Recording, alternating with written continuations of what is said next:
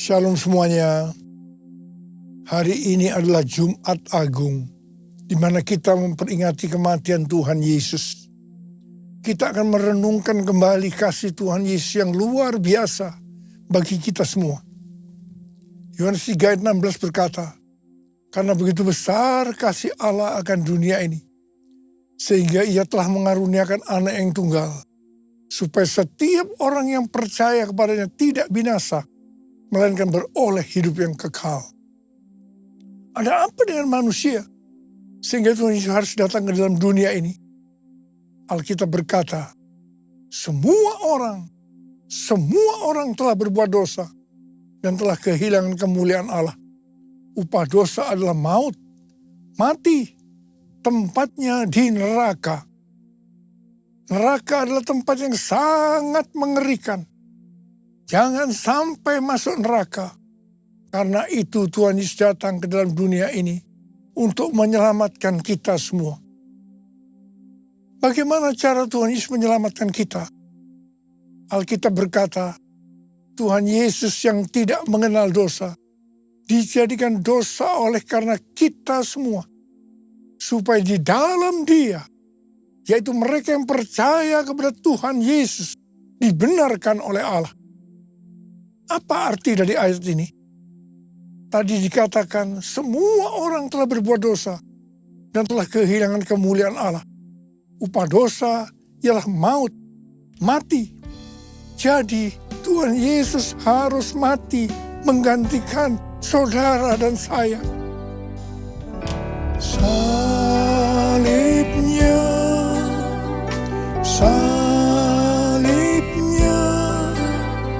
selamanya mulia. Dosaku disucikan oleh darah Yesus.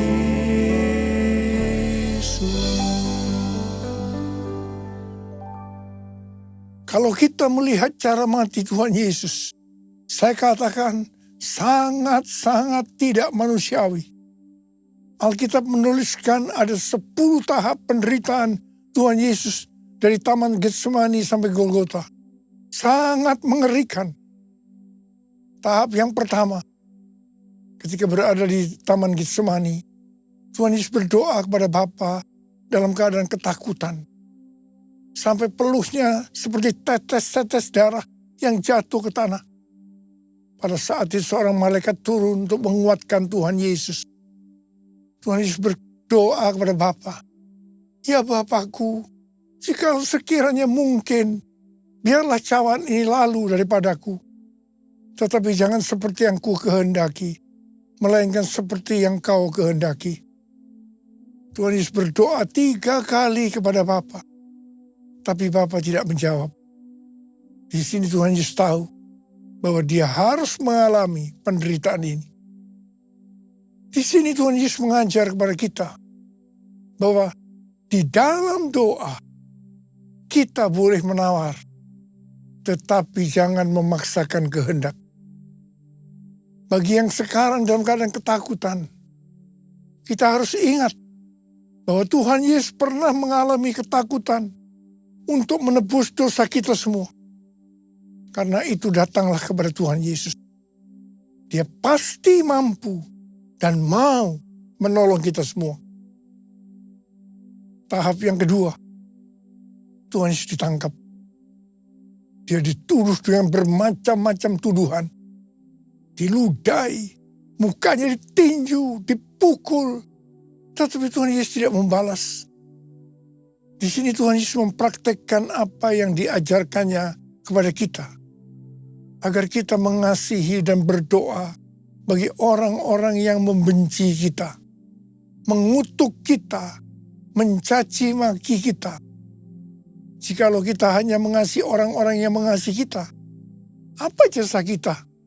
Karena orang-orang berdosa pun juga mengasihi orang-orang yang mengasihi mereka. Tahap yang ketiga, Tuhan Yesus dibelenggu dan diadili. Waktu Tuhan Yesus diadili oleh Pilatus, ternyata tidak didapati kesalahan yang membuat Tuhan Yesus harus dihukum mati. Sementara itu orang-orang Yahudi terus berteriak-teriak supaya Tuhan Yesus dihukum mati. Salibkan dia! Salibkan dia! Akhirnya Pilatus menyerahkan Tuhan Yesus untuk disalibkan. Tahap yang keempat, Tuhan Yesus dicambuk. Proses awal dari penyaliban, jubah Tuhan Yesus dibuka dan dihukum cambuk. Dua algojo bergantian menghunjamkan cambuk ke punggung Tuhan Yesus. Ujung cambuk itu terbuat dari potongan tulang dan potongan besi.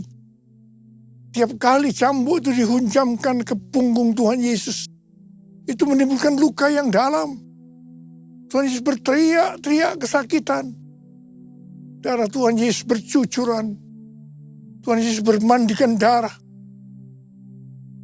Tahap yang kelima, kepala Tuhan Yesus diberi mahkota duri. Duri ditancapkan di kepala Tuhan Yesus dengan cara dipukul. Sakitnya luar biasa. Darah bercucuran.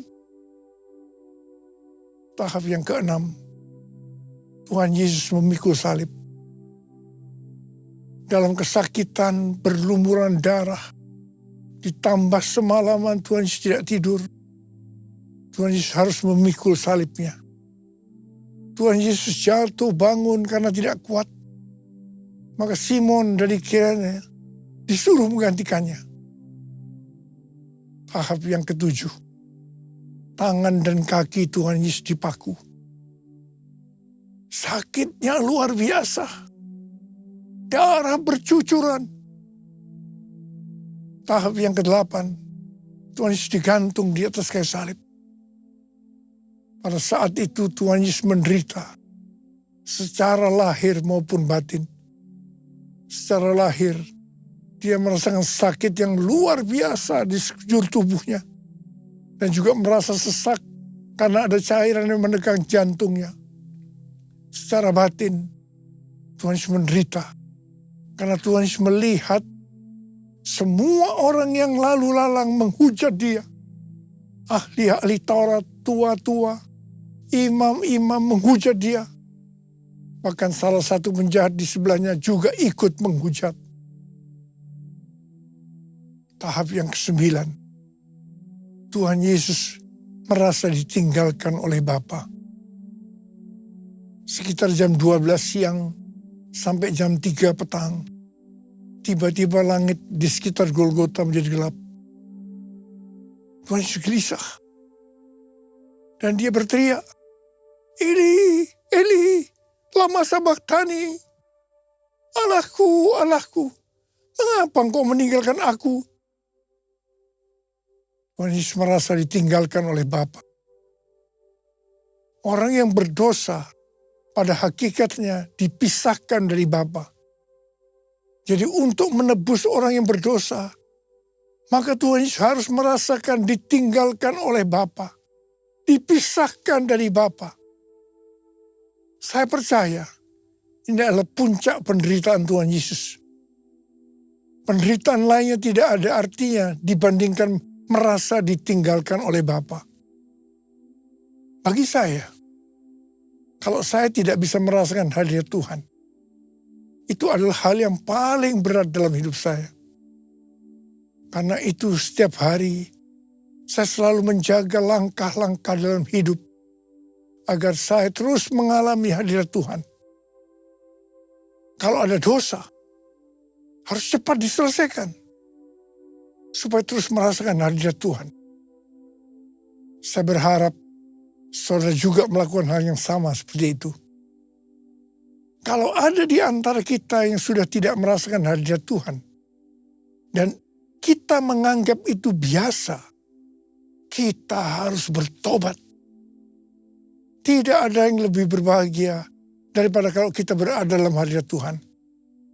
Sebab Alkitab berkata, di hadapanmu ada sukacita berlimpah-limpah. Artinya di dalam hadirat Tuhan ada sukacita dan kebahagiaan yang berlimpah-limpah. tahap yang ke-10. Tuhan Yesus berkata, sudah selesai. It is finished. Ya Bapa, ke dalam tangan-Mu kuserahkan nyawaku. Lalu Tuhan Yesus mati. Pertanyaannya, mengapa Tuhan Yesus harus mati dengan cara demikian? Mengapa tidak dengan cara yang mudah? Dipenggal kepalanya, selesai. Mengapa Tuhan Yesus harus mati dengan bermandikan darah? Alkitab katakan, tanpa penumpahan darah, tidak ada pengampunan dosa. Untuk mengampuni dosa saudara, dosa saya. Tuhan Yesus harus mati dengan cara demikian. Selain itu, apalagi yang Alkitab katakan dengan cara mati Tuhan Yesus yang seperti itu. Yang pertama, penyakit kitalah yang ditanggungnya. Yang kedua, penderitaan kita yang dipikulnya. Dan oleh bilur-bilurnya kita disembuhkan. Turuku kasih-Mu Yesus, Kau telah mati gantikan diriku. Kau curahkan darah-Mu untuk tebus dosaku. Layaklah Kau Tuhan dipuji dan disembah dengan segenap hatiku. Layaklah Kau Tuhan dipuji dan disembah dengan segenap jiwa ragaku. Dengan segenap jiwa ragaku. Dengan segenap jiwa ragaku. Alkitab katakan, Tuhan Yesus mati karena dosa-dosa kita. Dia dikuburkan, tapi pada hari yang ketiga, Dia dibangkitkan. Haleluya! Tuhan Yesus tidak selamanya mati. Tapi pada hari yang ketiga, Tuhan Yesus dibangkitkan. Hidup, hidup, hidup selamanya. Yesusku hiduplah, hidup selamanya. Hidup, hidup, hidup selamanya. Yesusku hiduplah. Oh haleluya, oh haleluya. Yesusku hiduplah. Oh haleluya, oh haleluya. Yesusku hiduplah. Yesusku hiduplah. Yesusku hiduplah. Apa yang Alkitab katakan kalau sampai Tuhan Yesus tidak bangkit? Yang pertama, sia-sialah pemberitaan firman Tuhan. Saya di sini memberitakan firman Tuhan tidak ada artinya. Sia-sia. Tapi puji Tuhan, Tuhan Yesus hidup. Tuhan Yesus bangkit. Pemberitaan firman Tuhan menjadi tidak sia-sia. Hal yang kedua, kalau sampai Tuhan Yesus tidak bangkit, sia-sialah kepercayaan kita. Dan kita akan tetap mati di dalam dosa-dosa kita. Demikian juga dengan orang-orang yang mati di dalam Tuhan. Mereka akan tetap binasa. Tetapi puji Tuhan, Tuhan Yesus bangkit. Kita tidak akan mati di dalam dosa-dosa kita. Tetapi kita akan bersama-sama dengan Tuhan Yesus selama-lamanya. Haleluya!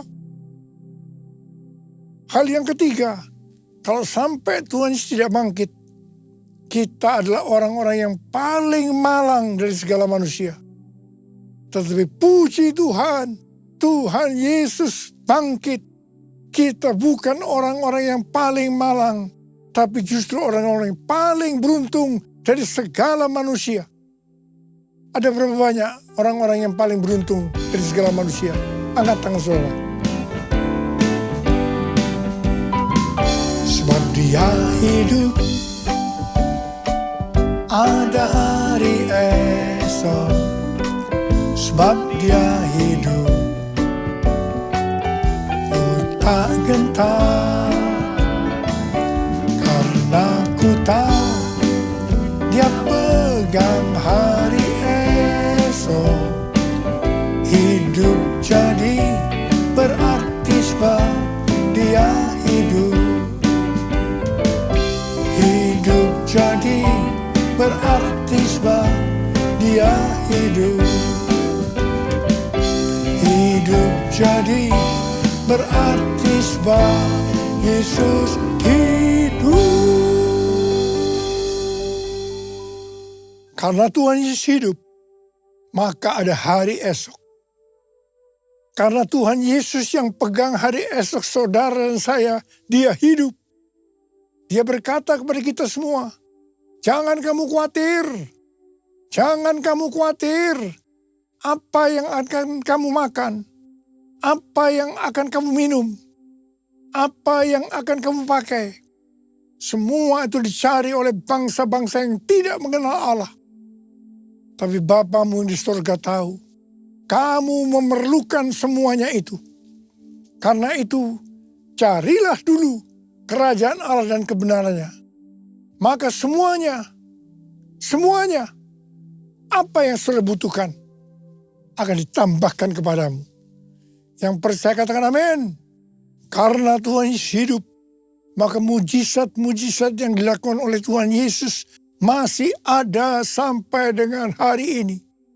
Orang buta melihat, orang lumpuh berjalan, orang tuli mendengar, orang mati dibangkitkan, orang kusta menjadi tahir, dan kepada orang-orang miskin diberitakan kabar baik. Karena Tuhan Yesus hidup, kita sedang melihat Pentakosta ketiga sedang digenapi. Di mana melalui semua peristiwa yang terjadi saat ini, penuhan jiwa yang terbesar dan yang terakhir sebelum Tuhan Yesus datang kembali terjadi. Hari-hari ini terjadi kebangkitan generasi Yeremia, yaitu generasi anak-anak muda yang penuh dengan Roh Kudus, cinta mati-matian kepada Tuhan Yesus, tidak kompromi terhadap dosa, dan akan memenangkan banyak jiwa. Karena Tuhan Yesus hidup, maka hari-hari ini kita sedang menyelesaikan amanat agung Tuhan Yesus. Tuhan Yesus sedang berbicara kepada gerejanya di seluruh dunia, bahwa target untuk menyelesaikan amanat agung adalah tahun 2033. Sesuai dengan Matius 24 ayat 14.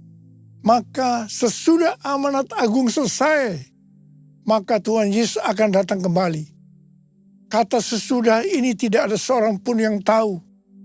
Bisa 1 hari, bisa 1 minggu, bisa 1 bulan, 1 tahun, atau beberapa tahun.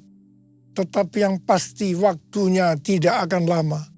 Karena Tuhan Yesus berkata, Aku datang segera. Target untuk menyelesaikan amanat agung adalah tahun 2033. Tetapi Tuhan Yesus bisa saja datang sebelum tahun 2033. Karena Tuhan Yesus bisa datang sewaktu-waktu. Yang jelas, sebelum Tuhan Yesus datang, Injil Kerajaan Allah sudah diberitakan ke seluruh dunia menjadi kesaksian bagi semua bangsa. Yang artinya, amanat agung sudah selesai. Haleluya. Karena Tuhan Yesus hidup, maka Tuhan Yesus memberikan 5 metode untuk menyelesaikan amanat agung. Yang pertama, harus banyak berdoa, memuji, menyembah Tuhan dalam unity siang dan malam. Yang kedua, memberitakan Injil kepada orang lain. Yang ketiga, memperlengkapi para murid agar mereka bisa bertumbuh dan melayani. Yang keempat, meringankan penderitaan orang lain dengan menolong mereka. Yang kelima, mendirikan gereja-gereja baru. Supaya kita bisa melakukan metode Tuhan Yesus ini, maka kita harus melakukan seperti yang tertulis dalam 1 Yohanes 2 ayat 6. Bahwa kita wajib hidup sama seperti Kristus telah hidup. Besar anugerah-Mu, melimpah kasih-Mu, semakin hari semakin bertambah besar anugerah-Mu. Perbuatannya besar, perbuatannya besar, perbuatannya besar, pujilah namanya. Angkat tangan kita, perbuatannya besar, perbuatannya besar,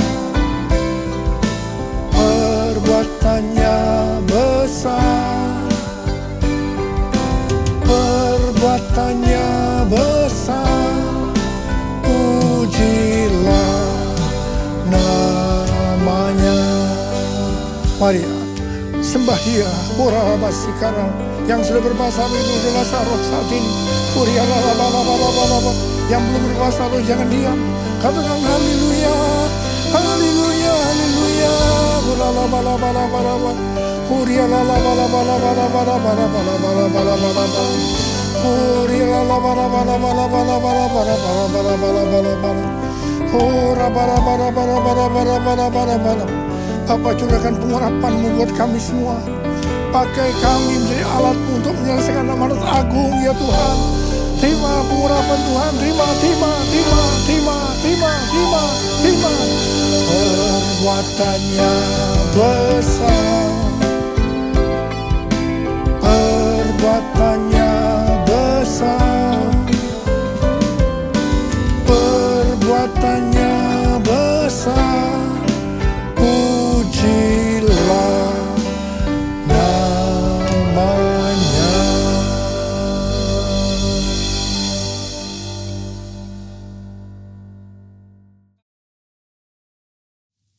Kita akan masuk dalam perjamuan kudus.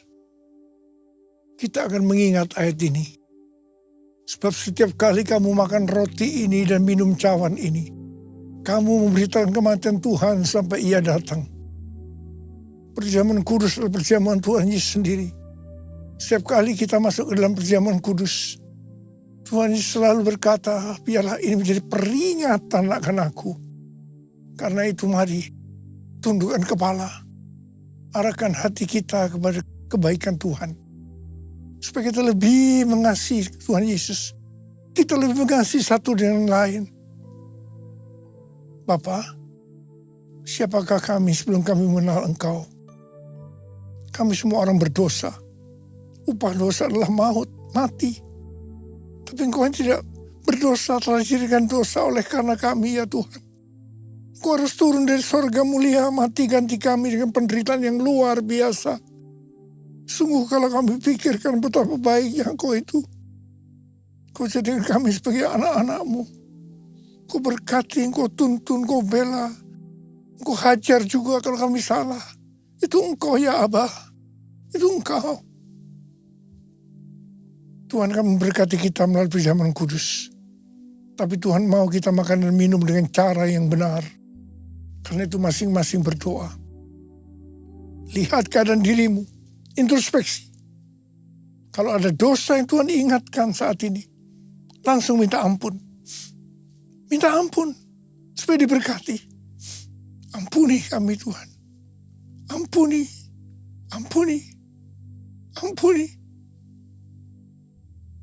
Bapa, Engkau melihat anak-anak-Mu sedang menyelesaikan segala sesuatu yang dengan Tuhan. Layakkan kami untuk masuk dalam perjamuan kudus ya Abah. Kami akan masuk dalam perjamuan kudus dengan hati yang penuh ucapan syukur. Dalam nama Yesus kami berdoa. Amin. Mari, angkat roti di tangan kanan kita tinggi-tinggi. Sebab apa yang telah kuteruskan kepadamu telah aku terima dari Tuhan. Yaitu bahwa Tuhan Yesus pada malam waktu ia diserahkan mengambil roti. Dan sesudah itu ia mengucap syukur atasnya. Ia memecah-mecahkannya dan berkata, inilah tubuhku yang diserahkan bagi kamu. Perbuatlah ini menjadi peringatan akan aku. Saudara kasih Tuhan, bukankah roti yang kita pecah-pecahkan ini adalah persekutuan kita dengan tubuh Kristus. Mari kita makan dalam nama Yesus.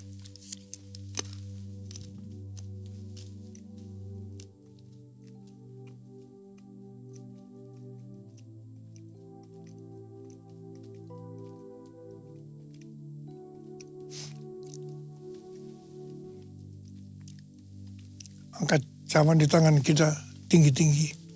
Mungkin juga yang mengambil cawan sudah makan lalu berkata, cawan ini adalah perjanjian baru yang dimeteraikan oleh darahku. Perbuatlah ini setiap kali kamu meminumnya menjadi peringatan akan aku. Saudara kasih Tuhan, bukan cawan pengucapan syukur. Yang atasnya kita ucapkan syukur adalah persekutuan kita dengan darah Yesus. Mari kita minum dalam nama Yesus.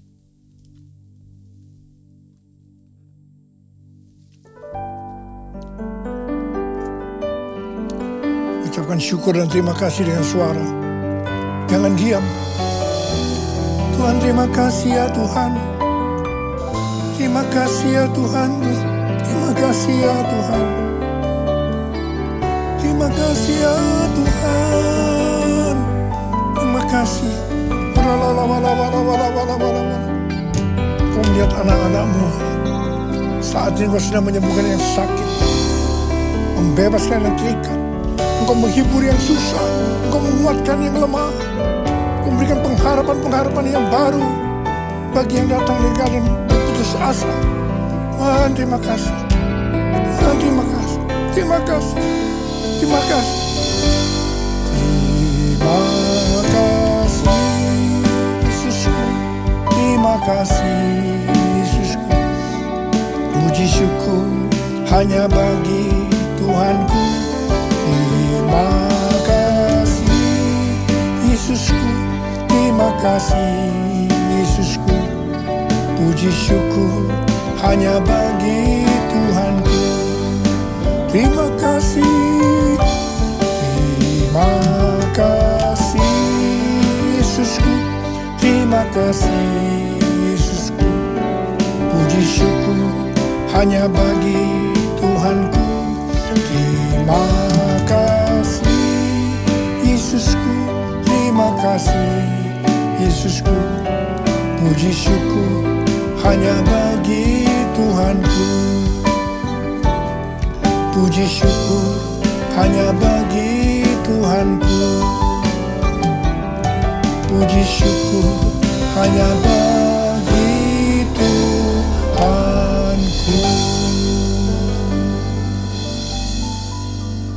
Sekarang terimalah berkat Tuhan. Kasih karunia yang berlimpah-limpah daripada Allah Bapa dalam anak yang tunggal Yesus Kristus. Persekutuan yang manis dengan Roh Kudus menyertai kita semua mulai hari ini. Sampai Tuhan Yesus datang menjemput kita di awan-awan dan bahkan sampai selama-lamanya. Yang percaya bersama-sama katakan, amin.